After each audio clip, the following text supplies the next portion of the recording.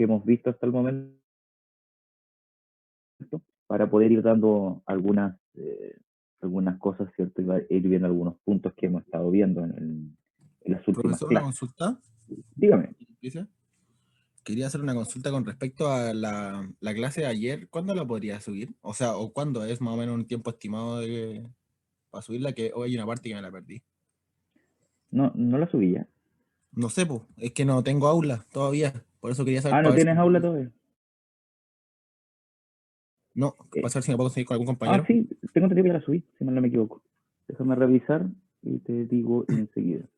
En teoría, uno tiene una semana antes para subirla, Ya. ¿ya? Pero estoy haciendo lo posible, hasta el momento he podido subirla el mismo día.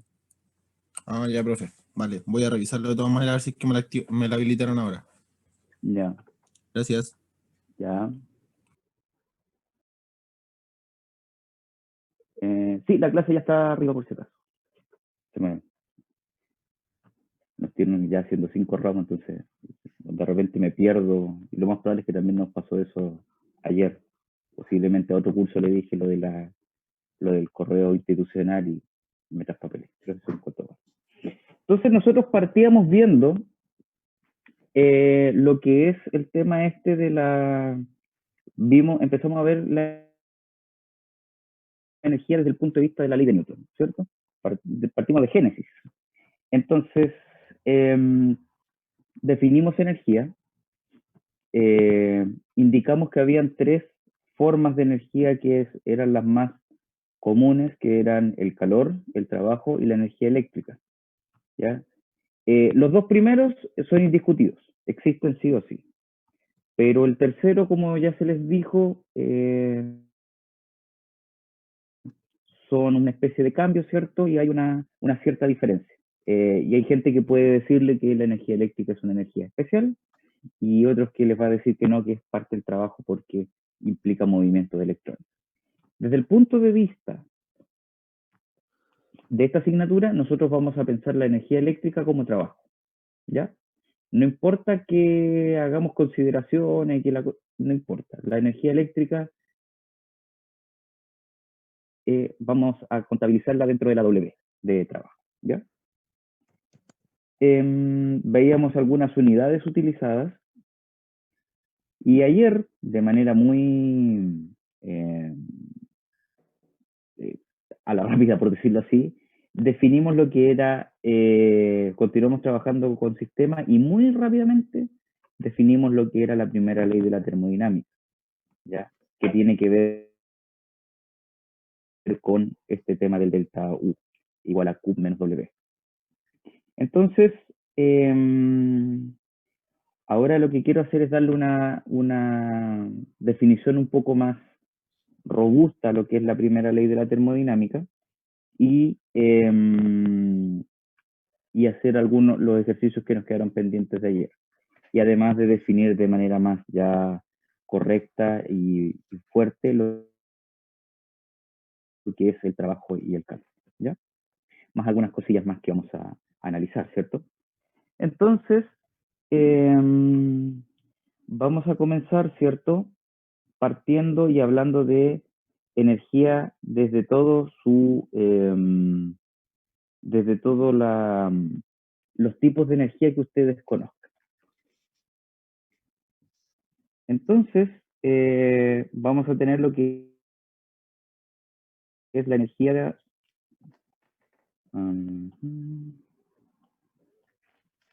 vamos a tener energía, ¿cierto? Que no es otra cosa que las dos formas de energía que tal vez ustedes más conozcan, es la energía cinética, más la energía potencial, y más, esta ya es la tercera, ¿cierto? Que más la energía interna. Cualquier tipo de energía que ustedes tengan disponible va a salir de estos tres, ¿ya? Supongamos que ustedes tienen una roca arriba de un cerro, ¿ya?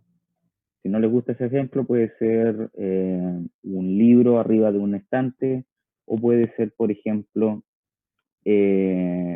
el experimento de Charpy, ¿cierto? Donde hay un péndulo que se mueve, ¿cierto? De manera radial hasta chocar contra una barra de acero. Entonces, cualquier tipo de cambio de energía, ¿ya? Que yo pueda experimentar sobre el sistema va a ser con respecto a estos elementos. Entonces, déjenme ayudarlos. Ahí está. Entonces, cuando la roca, el péndulo, el libro cae, adquiere lo que es energía cinética. Porque la energía cinética es una función de la masa y de la velocidad que adquiere el elemento que yo estoy analizando, ¿ya? Esta es la energía cinética. La energía potencial es una función de la altura en la cual se encuentra el elemento, ¿ya? Es una función de la masa, bueno, y de la altura.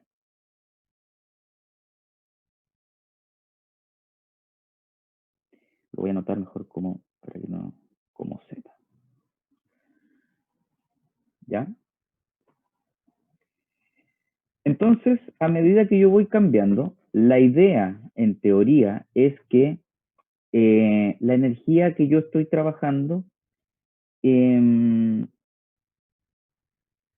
la verdad es que vaya cambiando, ¿cierto?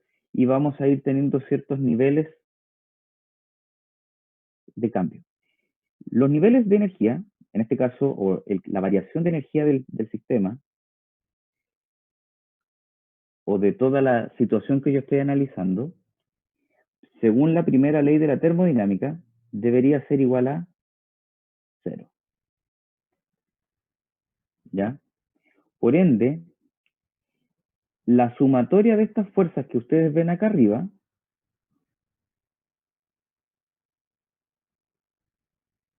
EC, energía cinética, en un tiempo 1, más la energía potencial en una condición 1, digámosle así mejor, y más la energía interna en esa situación 1, tiene que ser igual a la suma de estas dos situaciones que nosotros tenemos.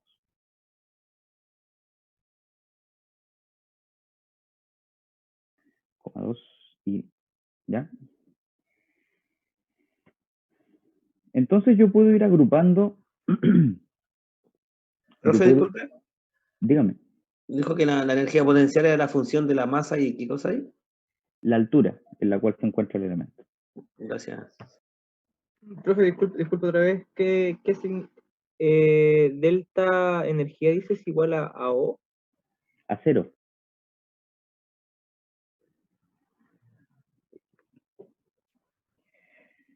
Ya. Entonces, como ustedes se dan cuenta, lo que vamos a hacer ahora es una reagrupación, ¿cierto? Para juntar todos los términos que son similares, ¿ya? Entonces vamos a tener que la energía cinética en 1 menos la energía cinética en 2 más la energía potencial en 1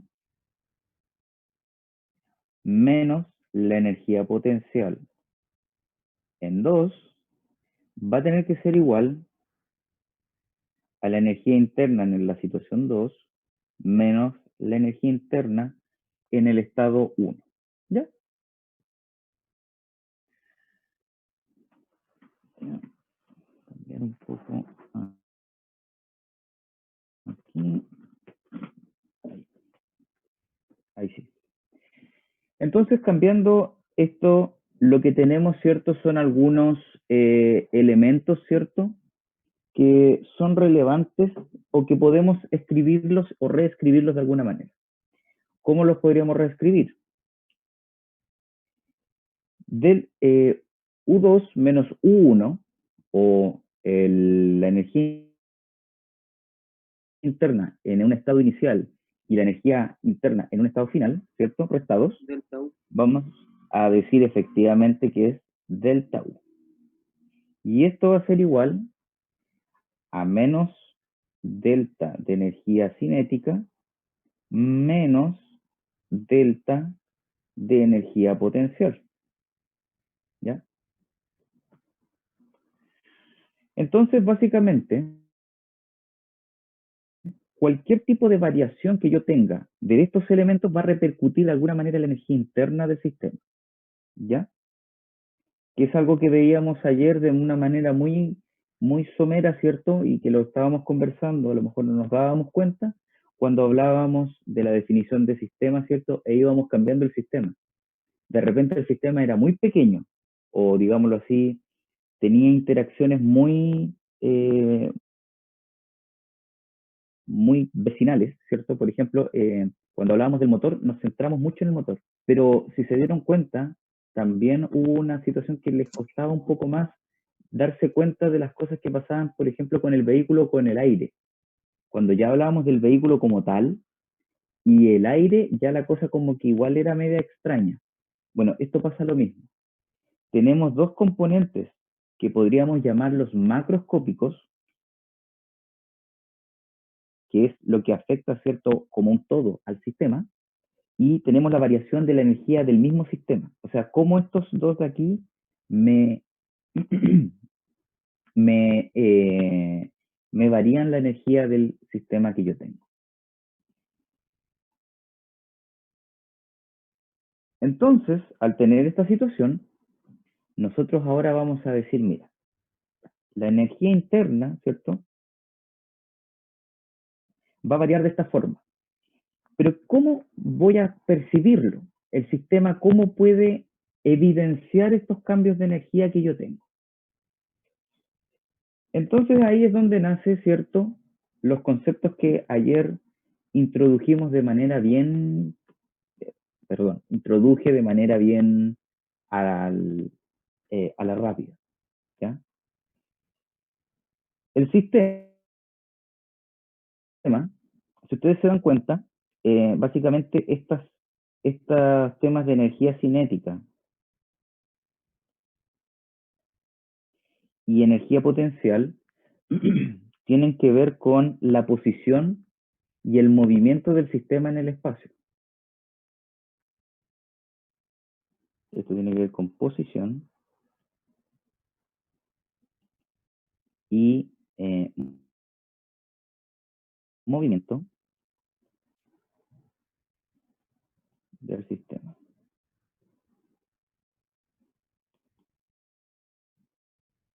¿Ya? En cambio, la energía interna, como su nombre lo dice, tiene que ver con exactamente el mismo sistema, con el sistema mismo. Entonces, básicamente, supongamos que en el caso que estábamos viendo ayer, hablábamos del auto, solo del auto, nada más. Si eso es así, el cambio de energía interna va a verse, vamos a tener un cierto cambio de energía interna. ¿Por qué? Porque ocurrió una situación de velocidad, ¿cierto? Posiblemente de energía cinética, y también porque teníamos posiblemente problemas, ¿cierto?, con la energía potencial. A menos que el problema nos diga que el vehículo funciona a velocidad constante y en plano, ¿ya? Si es así, entonces la energía interna siempre va a ser cero, el cambio de energía interna. Entonces, pero el sistema sí va a tener algún tipo de interacción con el medio como tal. Entonces el sistema ahora nos va a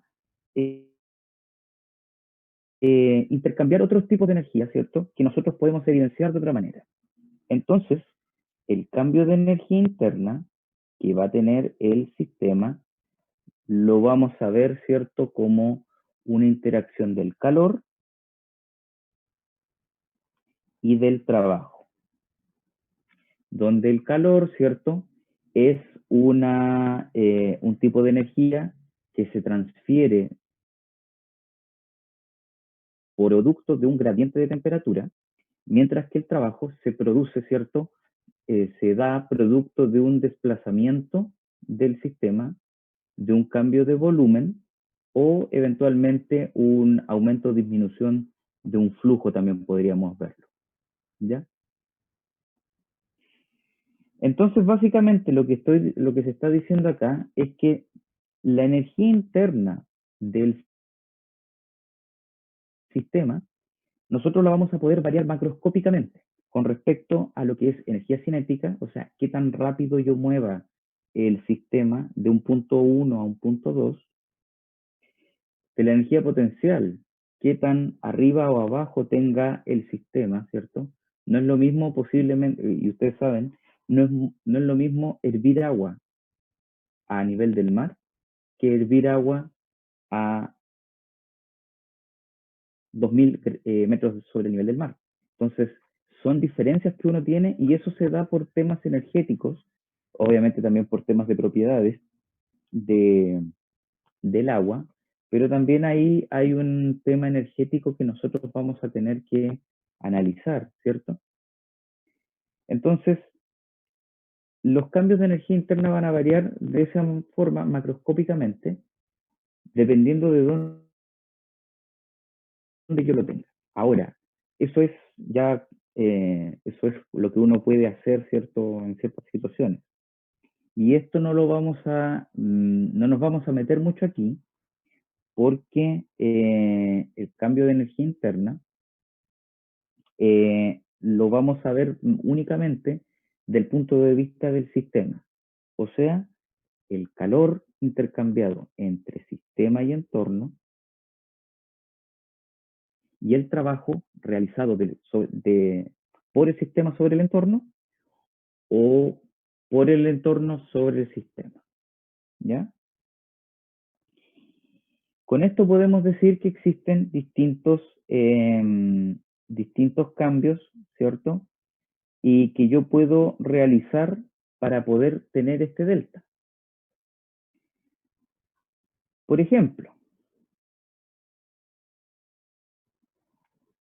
nosotros teníamos una expresión, ¿cierto?, que utilizábamos para calcular el trabajo, que es la integral de la presión en dB, ¿cierto? Que esto es para poder llevar, ¿cierto?, el trabajo realizado, ¿cierto?, por un cierto volumen, ¿cierto?, o por un caudal eventualmente si es que ponemos dQ, que vendría siendo el volumen en el tiempo.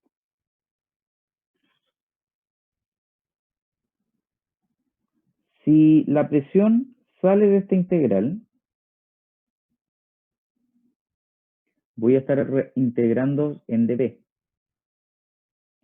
Y lo que vamos a tener es que el trabajo, en la situación que estoy describiendo ahora,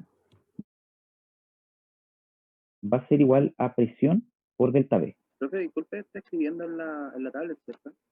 ¿Sí? No me aparece. No, también. No se ve, profe.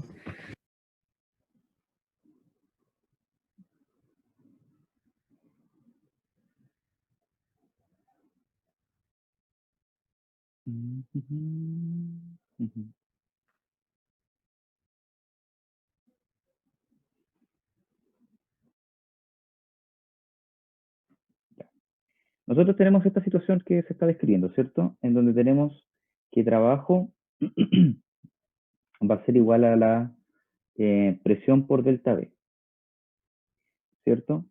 ¿Qué tendría que ocurrir para que yo pudiera hacer este tema aquí?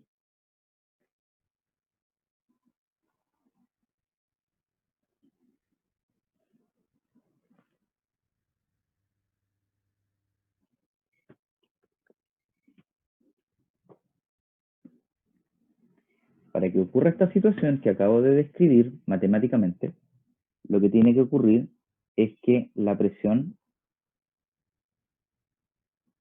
Tiene que ser una constante. sea una constante, ¿cierto? Sea constante.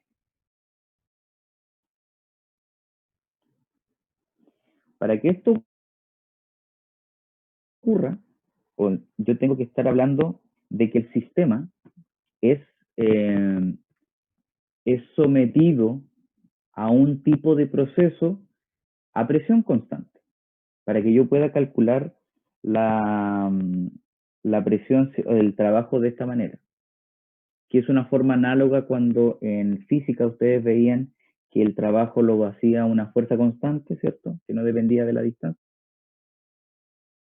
Bueno, acá es lo mismo. Entonces acá tenemos, ¿cierto?, que el trabajo es independiente, ¿cierto? Es una constante. Y cuando hablamos de que estoy sometiendo al sistema a un tipo de proceso de este estilo, yo voy a hablar de un proceso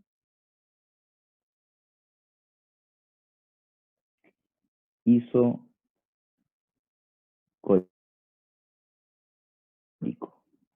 Cuando yo a usted le hable de un proceso isocórico, usted inmediatamente va a entender que estamos hablando de un proceso a presión constante. ¿Profe? Dígame. Estaré mal, pero no era isobárico cuando... Perdón. Isobárico cuando es presión constante, ¿no? Sí, tiene razón. Isobárico. Gracias. Ahora bien, si ustedes se dan cuenta, esto no ejerce o no tiene mucha relevancia desde el punto de vista que uno hace el análisis, ¿cierto?, de la energía interna. La verdad es que los procesos a presión constante, si se dan cuenta, no son, lo único que nos ayudan es saber que tenemos que el trabajo se ejerce, ¿cierto?, y se calcula de una manera más simple, que es presión por un cambio de volumen. ¿Ya?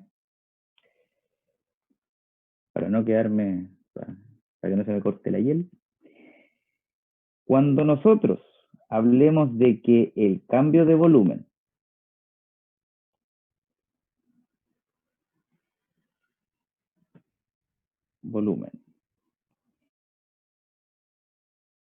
es cero, o sea que el sistema no varió su volumen, producto de el ciclo o del proceso que yo lo estoy sometiendo, ahora sí vamos a hablar de un proceso isocórico. Isocórico. ¿Ya? Con esto estamos diciendo que delta V, o mejor dicho, dB, es igual a 0. Cuando nosotros decimos esto, a lo que nos estamos refiriendo en este caso es que el cambio de energía interna va a ser pura y enteramente igual al calor intercambiado por el sistema. Entonces, en los procesos isocóricos, yo no tengo producción de trabajo, sino que yo tengo o ganancia de calor o pérdida de calor, ¿ya? Y el sistema va a buscar siempre lo que es la estabilidad o el equilibrio. Entonces, el signo hacia dónde vaya esto va a depender del estado inicial del sistema, ¿ya?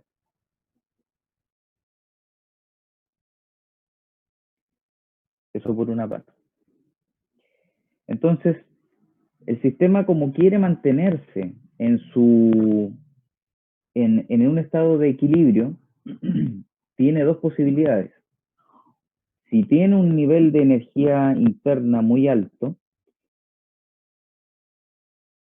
es eliminar energía en forma de calor para este proceso, o que eventualmente el proceso al cual yo le estoy aplicando, le estoy inyectando calor, ¿cierto?, al proceso, y lo mantengo el volumen constante. Entonces, lo que hace el sistema es solamente, como le estoy inyectando calor, es ganar, ¿cierto?, energía, mantenerla, y eso va a aumentar, ¿cierto?, la energía interna. Nótese que el signo de hacia dónde va el calor, si es es exotérmico o endotérmico, va a depender, ¿cierto?, de hacia dónde también el cambio o el sentido de la energía interna.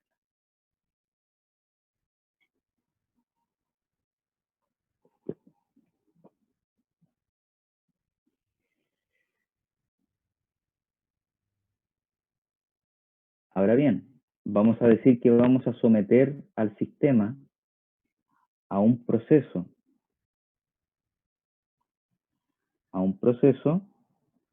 donde voy a aislar todas las paredes, la frontera del sistema va a estar aislado.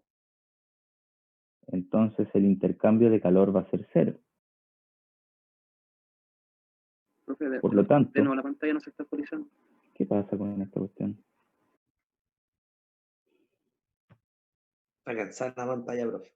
Parece que sí. A ver. Sí, ahí se... Ahora sí, ahora parece sí. que sí. Ahora sí. Ya. Entonces acá vamos a hablar de un proceso adiabático.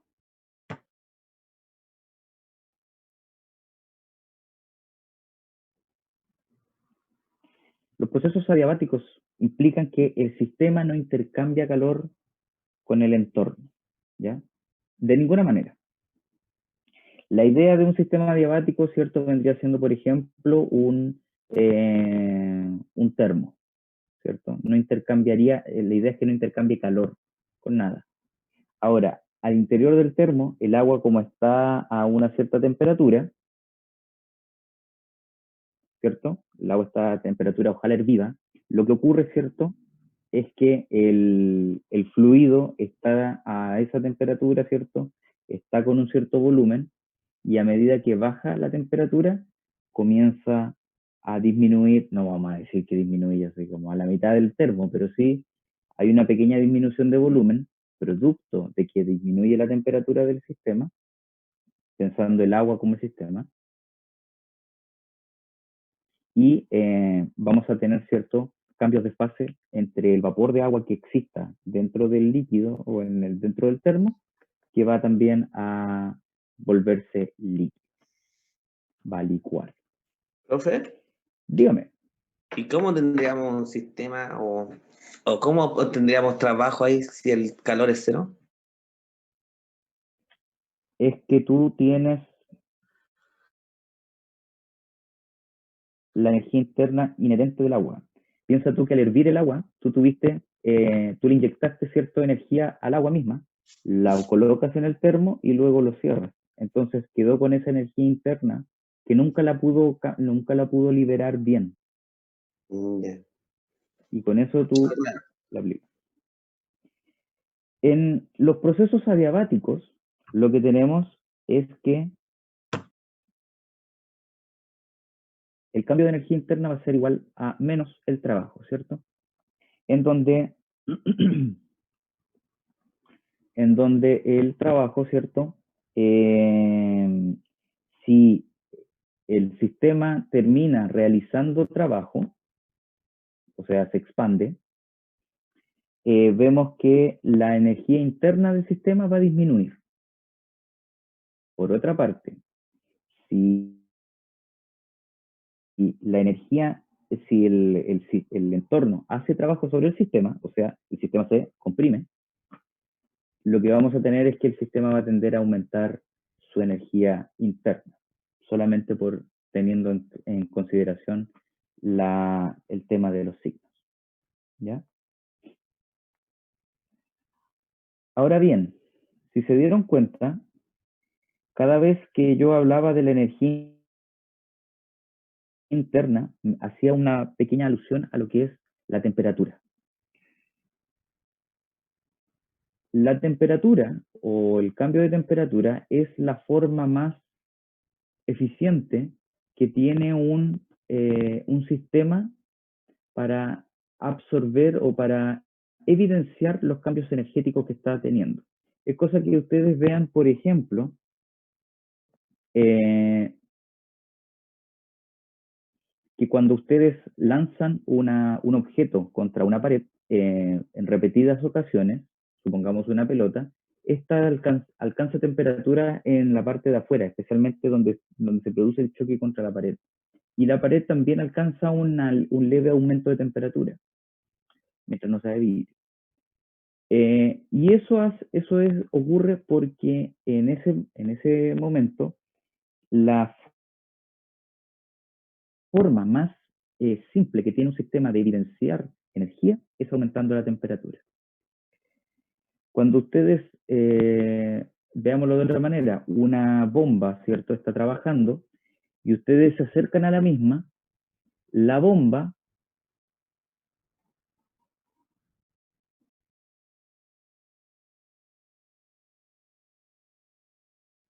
¿what? Pero,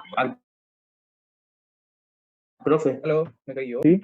se va, profe, se le va el audio. Ah, el profe. Ahora No, sí. es que estaba leyendo el chat que no tomaron 11. No, No. profe, no hemos tenido break. No, ¿Por qué profe, no? nada. Los derechos del niño no se respetaron. Oh, ¿de verdad? De ¿En verdad, serio? profe, si no les mentiríamos con eso. Se me puso la palpa. Con la Oh. comida no se juega. A ver, déjame terminar esto y hacemos un pequeño break de 15 minutos. Ah, ya, gracias. Gracias, Ya. profe. Mi estómago está agradecido. Muy bien. Ya. Entonces, vemos, ¿cierto?, el proceso, ¿cierto?, que estamos realizando. La forma más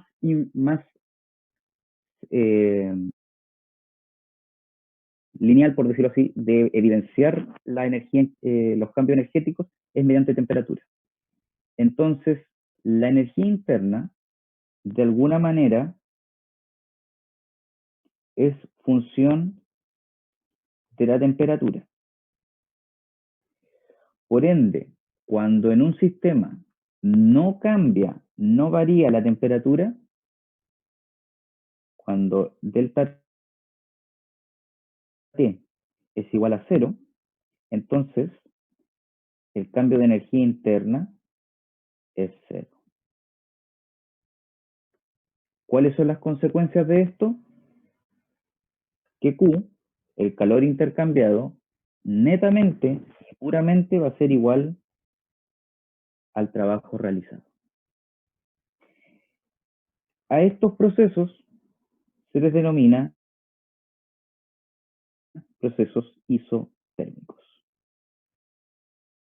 ¿Ya?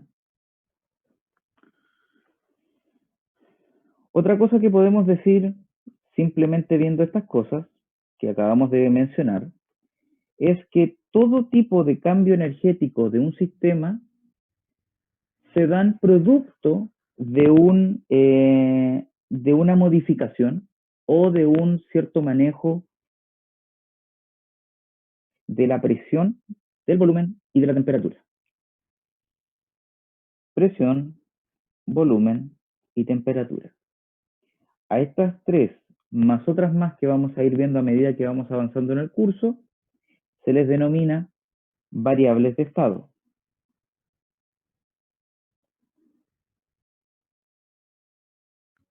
Profe, el proceso isotérmico, ¿me lo podría explicar de nuevo, por favor? Por supuesto. Supóngase que usted usted tiene temperatura constante en un proceso. Usted se las ingenió para que la temperatura de ese proceso sea constante. ¿Ya? Como se les mencionó, la temperatura, el cambio de temperatura, la variación de temperatura es la forma más simple que tiene el sistema de evidenciar los cambios energéticos. Es por eso que, por ejemplo, cuando ustedes tienen una bomba y esta trabaja mucho, ustedes van, eventualmente tocan, estoy hablando de una bomba pequeña, ¿cierto? Ustedes van, la tocan y lo que van a tener es que van a sentir mayor temperatura, ¿cierto? Y eso ocurre porque la bomba hizo trabajo y parte de ese trabajo se transformó en calor. Lo que conversábamos el día de ayer. Entonces, por eso, la forma como más simple que tiene el sistema, y ahí lo pueden ver claramente, es aumentar la temperatura para aumentar o demostrar su cambio de energía interna. Entonces, el proceso isotérmico, si yo permito que un proceso ocurra a temperatura constante, lo que voy a tener es que la energía interna del sistema no va a variar y que por ende el calor transferido por el sistema al entorno o del entorno al sistema va a ser igual numéricamente al trabajo realizado. ¿Ya? Gracias. Entonces, como les decía, presión, volumen y temperatura son lo que se denominan variables de estado, que son aquellas variables que sirven para indicar la situación energética en la cual se encuentra el sistema. ¿Ya? Entonces, por ejemplo, yo voy a decir que vamos a pensar en un diagrama en donde yo pueda graficar presión y volumen. ¿Ya? Pensemos en un diagrama muy simple, ¿cierto? Y yo digo que mi sistema tiene una presión inicial de 1 atmósfera y un volumen de 50 litros. Y aquí tengo 1 atmósfera. Con estos valores yo puedo determinar, ¿cierto? E indicar en qué estado se encuentra mi sistema. Ahora, yo puedo decir también que el sistema ahora lo someto a un proceso a presión constante en donde disminuyo su volumen de 50 litros, lo disminuyo a 20 litros. ¿Ya? Entonces, yo con esto puedo ir viendo, ¿cierto? Y con estas variables que acabo de mencionar, yo voy determinando en qué estado o en qué situación se da mi sistema. Y por eso se llaman variables de estado, porque son las variables que determinan y que me entregan la información suficiente para definir la situación en el momento que yo quiero definir al sistema que estoy estudiando. ¿Ya? ¿Dudas con lo que acabo de decir?